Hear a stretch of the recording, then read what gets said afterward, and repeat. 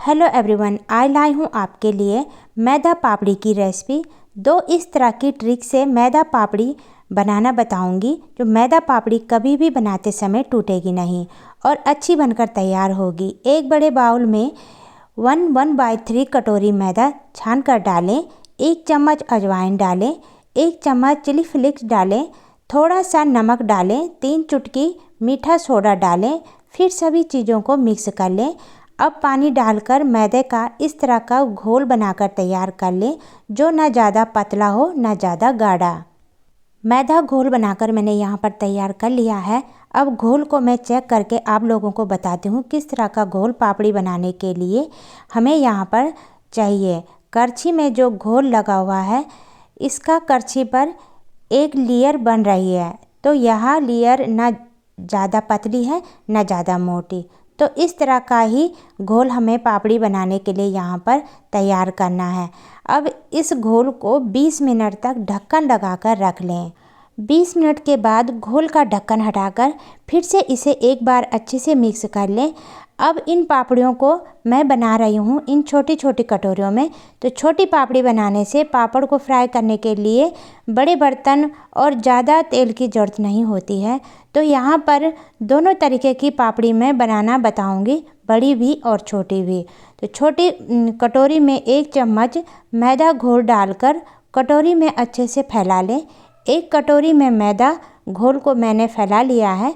अब दूसरी कटोरी में भी 1 चम्मच मैदा घोल डालकर ऐसे ही फैला लें जैसे हमने पहली कटोरी में फैलाया था। इस तरह से तीनों कटोरियों में मैंने मैदा घोल फैलाकर तैयार कर लिया है। पापड़ियों को बनाने के लिए एक पतीली में या कढ़ाई में, जो भी बड़ा बर्तन हो जिसमें पापड़ी आसानी से स्टीम हो सके, मैं बना रही हूँ इन पापड़ियों को एक कढ़ाई में पानी डालकर अच्छे से उबालें। पानी हमें इतना रखना है पानी जाली के नीचे रहे। फिर कढ़ाई में स्टैंड रखें जिससे जाली इधर उधर ना हिले। फिर एक जाली रखें, जाली के ऊपर तैयार किया हुआ मैदा पापड़ी की कटोरी को रखें। अब कढ़ाई में ढक्कन लगाकर तेज़ आंच पर इन्हें 4-5 मिनट के लिए पका लें। अब ढक्कन हटाकर पापड़ी की कटोरी को निकालें।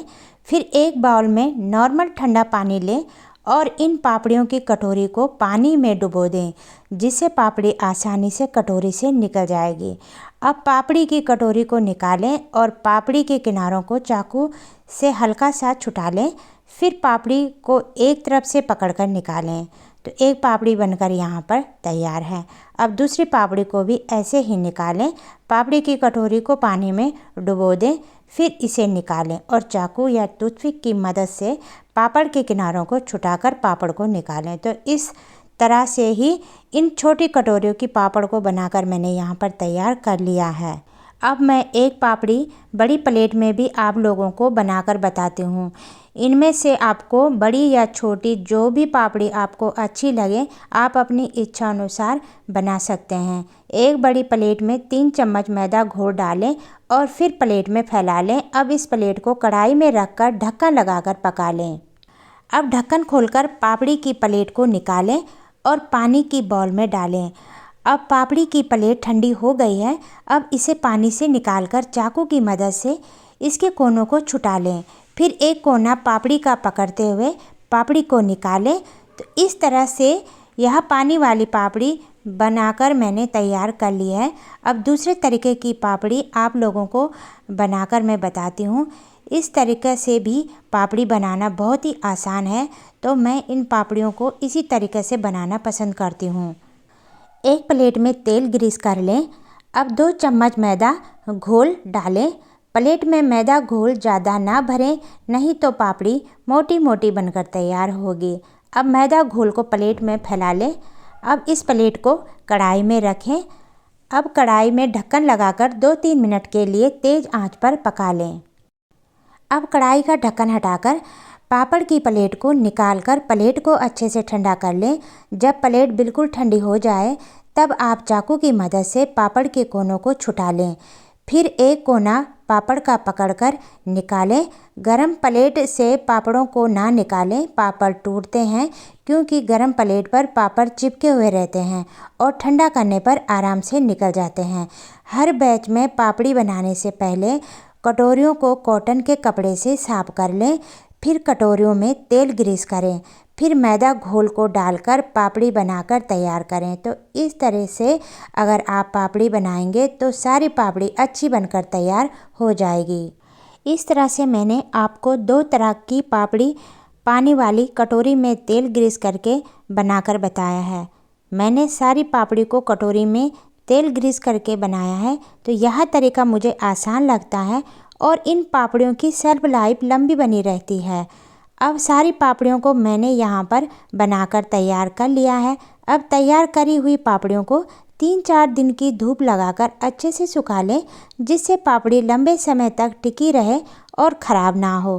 पापड़ी को एयर टाइट कंटेनर में रखें और सूखी जगह पर रखें। सारी पापड़ी को मैंने यहाँ पर धूप में सुखाकर तैयार कर लिया है। अब पापड़ को फ्राई करने के लिए एक कढ़ाई में तेल गरम करें। एक पापड़ तेल में डालकर करछी से थोड़ी थोड़ी दबाते हुए मीडियम आंच पर सेकें, जिससे पापड़ी फैलते हुए बड़ी बड़ी आकार में तैयार हों। एक तरफ से जब पापड़ सिक जाएं, तब दूसरी तरफ इसे पलटकर पका लें। फिर पापड़ को प्लेट में निकाल लें। अब दूसरे पापड़ को भी ऐसे ही फ्राई कर लें जैसे हमने पहले पापड़ को फ्राई किया था। एक पापड़ डालकर करछी से दबाते हुए मीडियम आंच पर सेकें, जिससे पापड़ बड़े बड़े बने। जब पापड़ एक तरफ से अच्छे से सिक जाएं, तब पापड़ को दूसरी तरफ पलट लें और थोड़ा सा सेक लें। फिर पापड़ को निकाल लें। अब जो हमने छोटी पापड़ियाँ बनाकर तैयार करी थी, इनको भी इसी तरीके से फ्राई कर लें जैसे हमने बड़ी पापड़ियों को फ्राई करके तैयार किया था। तो इस तरह से छोटी बड़ी पापड़ी को मैंने सभी पापड़ियों को फ्राई करके तैयार कर लिया है। एक कटोरी मैदा से मैंने ढेर सारी पापड़ी बनाकर यहाँ पर तैयार करी है।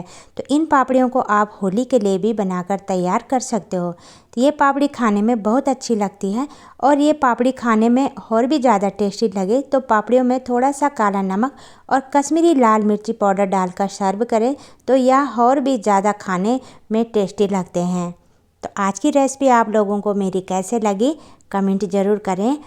फिर मिलेंगे और एक नई रेसिपी के साथ। तब तक आप लोग भी अपना ध्यान रखें, स्वस्थ रहें, मस्त रहें।